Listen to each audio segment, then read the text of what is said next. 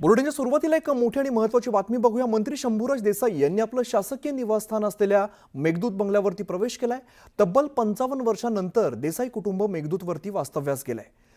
यावेळेला गृहप्रवेशाच्या वेळेला मंत्री शंभूराज देसाई आणि त्यांच्या मातोश्रींना अश्रू अनावर झाल्याचं पाहायला मिळालं। मेघदूत बंगल्यावरती शंभूराज देसाई यांचं बालपण गेलंय। आजोबा स्वर्गीय बाळासाहेब देसाई यांनी मंत्रिपदाची शपथ घेतल्यानंतर त्यांना मेघदूत बंगला मिळालेला होता आणि या दरम्यान मंत्री शंभूराज देसाईंचा जन्म झालेला होता। त्यामुळे पहिली 5 वर्ष शंभूराज देसाई यांनी आज बंगल्यावरती घालवली आहेत।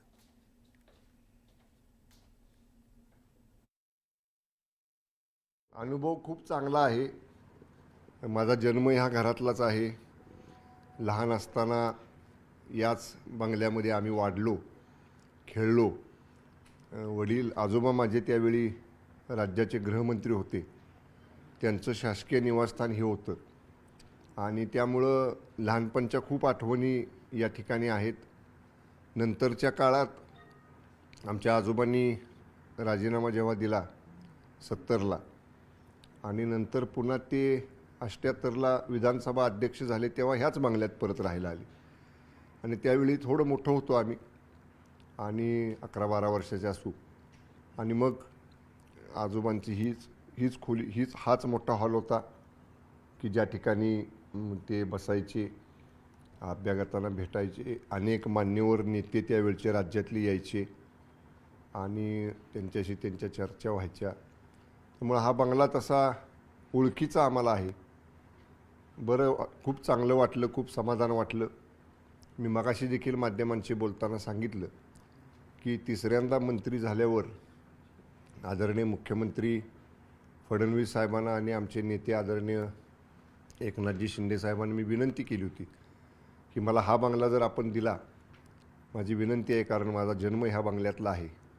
आणि मग माननीय फडणवीस साहेबांनी ते लक्षात ठेवून जेव्हा मंत्र्यांना बंगले दिले सरकारी, तेव्हा हा बंगला त्यांनी जे ते स्वतः वापरत होते तो मला त्या ठिकाणी दिला। मी त्यांचं आणि आदरणीय शिंदे साहेबांचं मनापासून आभार मानतो।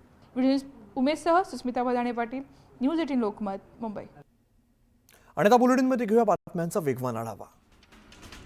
सुरतील साक्री तालुक्याच्या पश्चिम पट्ट्यात वसलेलं चिवटीबारी हे ठिकाण सध्या पर्यटनाचं मुख्य आकर्षण ठरतंय। घनदाट जंगलामध्ये कायका डोंगरावरून 250 फूट उंचीवरून कोसळणारा धबधबा पर्यटकांना खुणावू लागला। रायगड जिल्ह्यातील आंबेघर धबधबा कोसळायला सुरुवात झाली आहे। धबधबा पाहण्यासाठी नागरिकांनी मोठ्या संख्येने गर्दी केली आहे। सुट्टीचा दिवस असल्यामुळे पर्यटनाला नागरिकांनी पसंती दिली आहे। पावसाळ्यात कोकणातील सौंदर्य अधिकच खुलतंय। हिरवागार निसर्ग आणि दाट धुक्याची चादर पसरल्यामुळे सर्वांनाच निसर्गाची भुरळ पडते। श्रावण मास सुरू असताना अधूनमधून पडणाऱ्या श्रावणधारांनी वातावरण अधिकच आल्हाददायक झालंय।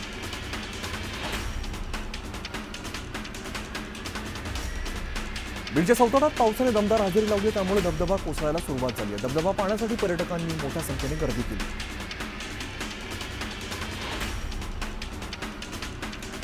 बीड जिल्ह्यातील 656 गावात स्मशानभूमीच नसल्याचं समोर आलं। त्यामुळे पावसाळ्यामध्ये अंत्यसंस्काराच्या वेळेला नागरिकांना मोठ्या अडचणीचा सामना करावा लागतोय। या गावांमध्ये तातडीने स्मशानभूमीची समस्या सोडवण्याची मागणी नागरिक करतात। भंडारा जिल्ह्यात 3 ठिकाणी चोरीची घटना घडली आहे। तुमसरच्या मोबाईल दुकानातून 15 लाखांचं तर 2 ज्वेलरी दुकानातून 3.25 लाखांचे दागिने चोरट्यांनी लंपास केले। चोरट्यांविरोधात गुन्हा दाखल करण्यात आला। पिंपरीमध्ये शेअर मार्केटमधून 5 ते 20% परतावा देण्याच्या आमिषातून महिलेची फसवणूक करण्यात आली आहे। 54,60,000 रुपयांची फसवणूक केली आहे। या प्रकरणात पोलिसांनी 5 जणांना अटक केली। सांगलीमध्ये गेल्या 3 दिवसांपासून मुख्यमंत्री युवा प्रशिक्षणार्थ आंदोलन केलेलं आहे। मुख्यमंत्री युवा कार्य प्रशिक्षण योजनेच्या कर्मचाऱ्यांना कायमस्वरूपी नोकरी देण्याची मागणी करण्यात आलेली आहे। आंदोलकांची दखल न घेतल्यामुळे त्यांनी आक्रमक होत रास्ता रोको करण्याचा प्रयत्न केला।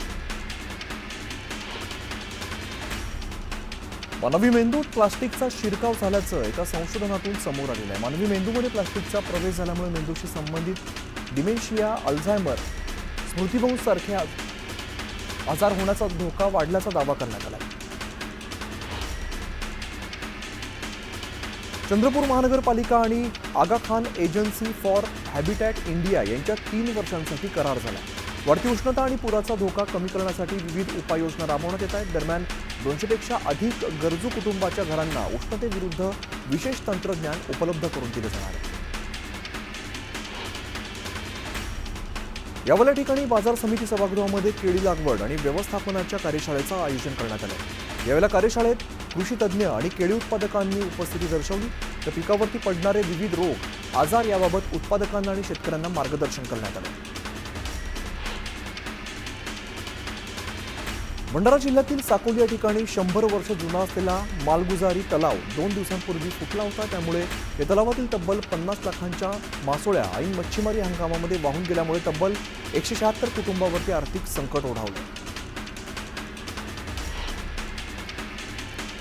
चोपडा आगाराला आता नव्या बसेस मंजूर झाल्यात. धुळे मार्गे नाशिक आणि चोपडा आगाराला या बसेस मिळणार आहेत. याच पार्श्वभूमीवरती चार्जिंग पॉईंटचं काम आगारामध्ये पूर्णत्वाकडे गेलं आहे.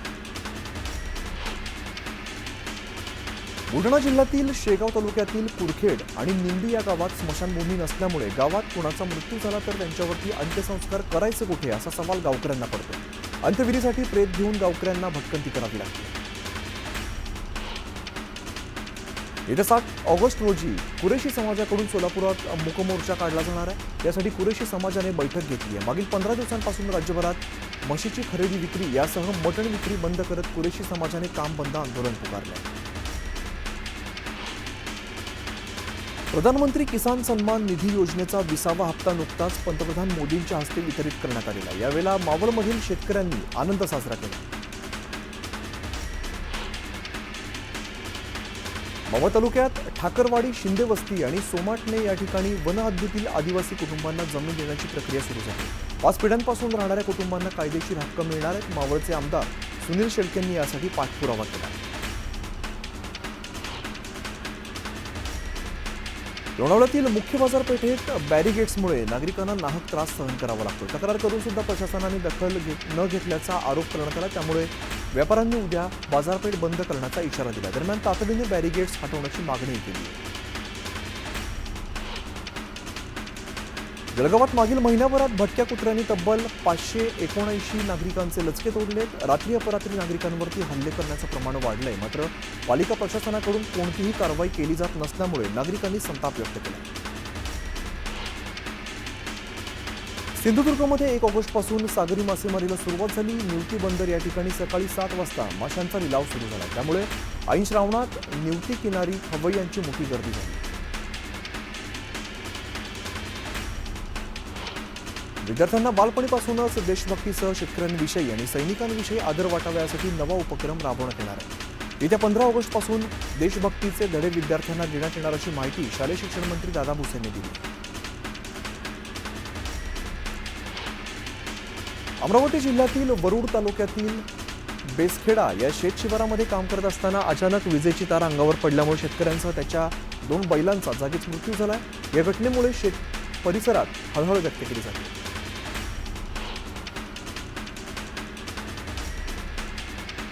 गडचिरोलीच्या पेदुळवाडी गावात रुग्णवाहिका न मिळाल्यामुळे जखमी व्यक्तीला खाटेवरूनच नेण्याची वेळ आली. 3 किलोमीटर पायपीट करत रुग्णालयात दाखल केलं. त्यामुळे तातडीने रुग्णवाहिका उपलब्ध करण्याची मागणी ग्रामस्थ करतात.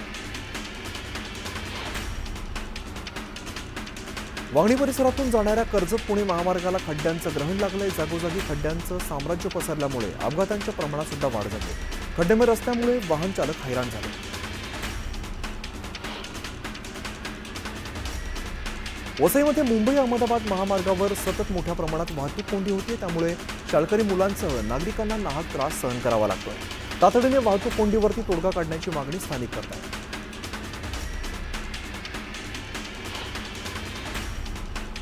मिरजमधील सम्राट श्री दत्त मंदिर गणेशोत्सव मंडळाच्या तब्बल 18 फुटी गणेश मूर्तीचं मोठ्या थाटामाटामध्ये आगमन झालंय. हजारोंच्या संख्येने गणेश भक्तांनी मुखदर्शन सोहळ्याला गर्दी केली. बुलढाण्याच्या खामगाव या ठिकाणी जिल्हास्तरीय रानभाजी महोत्सवाचं आयोजन करण्यात आलं होतं. यावेळेला महोत्सवाला कामगार मंत्री आकाश फुंकर यांनी भेट दिली. त्यांनी विविध प्रकारच्या रानभाज्यांबद्दल माहिती जाणून घेतली. मुक्ताईनगरमधील विद्यार्थिनींनी भारतीय सीमेवरील सैनिकांना राखी पाठवली. भारतीय सीमेवरती तैनात असलेल्या जवानांना राखी पाठवून विद्यार्थिनींनी सैनिकांप्रती असलेलं प्रेम आणि कृतज्ञता व्यक्त केली. वाशिम जिल्ह्यात आमदार भावना गवळींकडून त्यांच्या मतदारसंघात 3 लाख राख्या पाठवल्या जाणार आहेत, त्यासाठी लगबग सुरू करण्यात आलेली आहे. गेल्या 27 वर्षांपासून आमदार गवळी यांच्या मतदारसंघामध्ये राख्या पाठवतात. चंद्रपूर वनपरिक्षेत्रातील मोरवा नियत या क्षेत्रामध्ये मागील 15 दिवसांपासून जखमी अवस्थेतील अस्वलाचा वावर असल्यामुळे परिसरात भीतीचं वातावरण आहे. हे अस्वल पडीक इमारतीमध्ये लपून राहून वन विभागाला चकवा देत होतं. यावेळेला वन विभागाने रेस्क्यू ऑपरेशन करत जखमी अस्वलाचं रेस्क्यू केलं.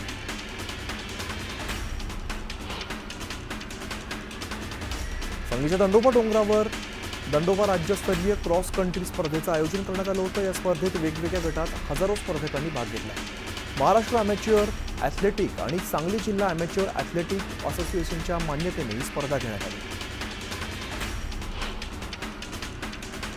मावळ तालुक्यातील जिल्हा परिषद शाळांमध्ये तंबाखू मुक्त शाळा आणि परिसर हा उपक्रम राबवण्यात आला. या उपक्रमांतर्गत विद्यार्थ्यांच्या प्रभात फेऱ्यांद्वारे तंबाखू टाळा, आरोग्य सांभाळा असे संदेश देण्यात आले. यवत गावात तोडफोड आणि जाळपोळीच्या घटनेनंतर गावात तणावपूर्ण शांतता पसरली आहे. यवत गावात जमावबंदीचे आदेश लागू करण्यात आले. संशयित आरोपींची धरपकड सुद्धा करण्यात आली, तर तोडफोड झालेल्या ठिकाणी पंचनामे करण्याची प्रक्रिया सुरू झाली. नागपुरात दरोडा टाकणाऱ्यांना पोलिसांनी वर्धा शहरातून 4 जणांना अटक केली आहे. त्यांच्याकडून पोलिसांनी 2 देशी कट्टे जप्त केले. दरम्यान पसार असलेल्या एकाचा पोलिसांकडून शोध घेतला जातो. चर्चगेटकडून विरारकडे जाणाऱ्या लोकल ट्रेनमध्ये महिलांच्या डब्यात एका पोलिसाचं दारू पिऊन अश्लील वर्तन बघायला मिळाले. या प्रकरणात प्रवासी महिलांनी पोलिसांविरोधात तक्रार दाखल केली. चंद्रपूर जिल्ह्यात भाजी नावाखाली अवैधरित्या दारूची वाहतूक करणाऱ्यांवरती पोलिसांनी कारवाई केली. यावेळेला पोलिसांनी एकाला अटक केली. त्याच्याकडून पोलिसांनी संपूर्ण मुद्देमाल जप्त केला. वाशिमच्या कारंजा तालुक्यातील पोहा गावाजवळ समृद्धी महामार्गावरती भीषण अपघात झाला. ट्रकच्या मागच्या बाजूने असलेल्या दुसऱ्या भरधाव ट्रकने जोरदार धडक दिल्यामुळे ट्रक चालकाचा जागीच मृत्यू झाला. पंढरपुरातील मंगळवेढा परिसरात भीषण अपघात झाला. एका ट्रकने दुचाकीवरील महिलेला धडक दिली. यामध्ये दुचाकीवरील महिलेचा जागीच मृत्यू झाला. माजी आमदार रावसाहेब पाटील यांच्या पारोळा तालुक्यातील राजवड या ठिकाणी बंगल्यावरती अज्ञात चोरट्याने कुलूप तोडून घरातील रोकड लंपास केली. यावेळेला त्यांनी सीसीटीव्हीसह डीव्हीआर पळवून नेला. या प्रकरणी पोलिसांनी गुन्हा दाखल केला.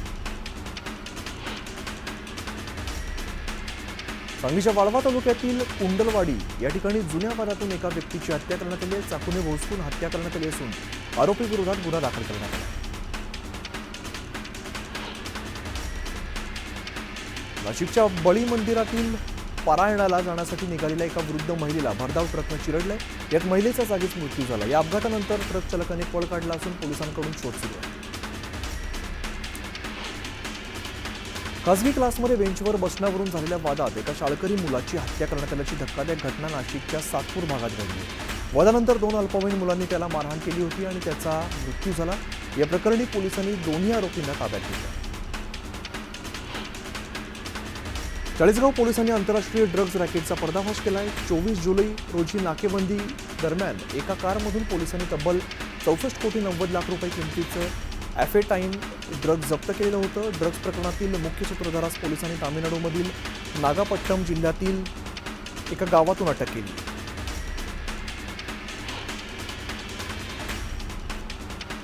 महायुती सरकारमधल्या राज्यमंत्री मेघना बोर्डीकर पुन्हा वादात सापडल्यात. बोर्डीकरांनी भर कार्यक्रमात एका ग्रामसेवकाला कानाखाली मरणाची धमकी दिली. त्याचबरोबर त्याला सेवेतून बडतर्फ करण्याचा इशारा देखील दिलाय.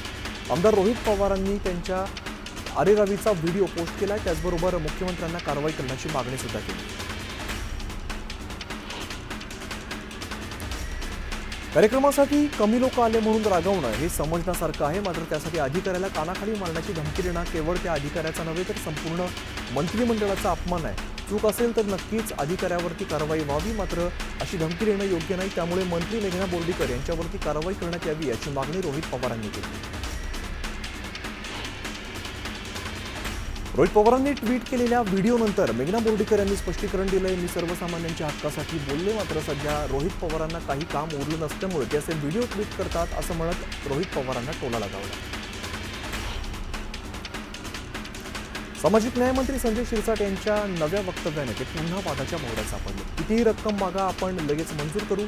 सरकारचा पैसा आहे, आपल्या बापाचं काय जात आहे, असं वादग्रस्त विधान त्यांनी केलं. संजय शिरसाटांच्या वादग्रस्त वक्तव्याचा रोहित पवारांनी चांगला समाचार घेतला. शिरसाट साहेब, पैसा तुमच्या घरचा नसला तरी सुद्धा निवडणुकीच्या वेळेला ज्यांना तुम्ही मायबाप म्हणता त्या माय आणि बाप जनतेचा आहे. त्यामुळे सरकारचा पैसा आपल्या घरचा नाही म्हणून कशीही उधळपट्टी करण्याचा किंवा बॅग भरण्याचा अधिकार कोणाला नाही, असं ट्विट करत रोहित पवारांनी हल्लाबोल केला. मुंबईमध्ये योगेंद्र पवारांचा आज साखरपुडा संपन्न झाला. या निमित्ताने पवार कुटुंबीय पुन्हा एकदा एकत्र आले. यापूर्वी जय पवारांच्या साखरपुड्यात पवार कुटुंबीय एकत्र आले होते. मंत्री शंभूराज देसाईंनी आपला शासकीय निवासस्थान असलेल्या मेघदूत या बंगल्यावरती प्रवेश केलाय. तब्बल 55 वर्षांनंतर देसाई कुटुंब मेघदूतवरती वास्तव्याला गेलं. यावेळेला गृहप्रवेशाच्या वेळी मंत्री शंभूराज देसाई आणि त्यांच्या मातोश्रींना अश्रू अनावर झाल्याचं पाहायला मिळालं. मेघदूत बंगल्यावरती शंभूराज देसाई यांचं बालपण गेलंय. आजोबा स्वर्गीय बाळासाहेब देसाई यांनी मंत्रिपदाची शपथ घेतल्यानंतर त्यांना मेघदूत हा बंगला मिळालेला होता. बाळासाहेबांच्या कारकिर्दीत पक्षांतर्गत निवडणुका व्हायच्या, त्या मध्यंतरी उद्धव ठाकरेंनी बंद केल्या. बाळासाहेबांचे चिरंजीव म्हणून ते त्या पदावरती बसत, मात्र कुठलीही घराणेशाही नसलेल्या आणि कुठलीही मक्तेदारी नसलेल्या एकनाथ शिंदेंनी आमचं नेतृत्व केलं. त्यांच्या नेतृत्वाखाली शिवसेनेच्या मजबूतीसाठी पावलं उचलली जात आहेत, असं वक्तव्य योगेश कदम यांनी केलं. पनवेलमधील डान्स बार मनसैनिकांनी फोडला. शेकापच्या मेळाव्यात भाषण करताना राज ठाकरेंनी रायगड जिल्ह्यातील डान्स बारवरती भाष्य केलेलं होतं. रायगडमध्ये परप्रांतीयांचे सर्वाधिक अनधिकृत डान्स बार आहे, असा उल्लेख राज ठाकरेंनी केलेला होता. त्यानंतर अवघ्या 12 तासातच पनवेलमधील डान्स बार मनसे कार्यकर्त्यांनी फोडलाय.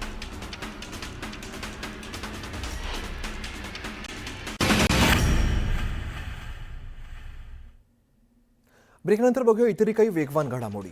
केंद्रीय मंत्री नितीन गडकरी यांच्या घराला बॉम्बने उडवून देण्याची धमकी देण्यात आली आहे. धमकीचा कॉल करणाऱ्याला पोलिसांनी अटक केली आहे. या प्रकरणात प्रतापनगर पोलीस स्टेशनमध्ये गुन्हा दाखल केला आहे. सोलापूरमध्ये गळती रोखण्यासाठी काँग्रेस पक्षाकडून जिल्हा स्तरावरती समिती स्थापन करण्यात येणार आहे. या समितीच्या माध्यमातून जिल्ह्यामध्ये काँग्रेस पदाधिकाऱ्यांची नाराजी दूर केली जाणार आहे.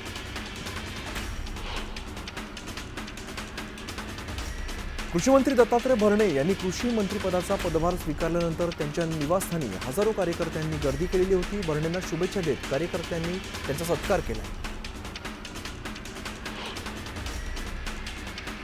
माणखटाव परिसराला संपूर्णतः दुष्काळमुक्त करणार असल्याचा संकल्प मंत्री जयकुमार गोरेंनी केला. तर संकल्प पूर्ण केल्याशिवाय 2029 निवडणूक लढणार नसल्याचंही ते म्हणाले.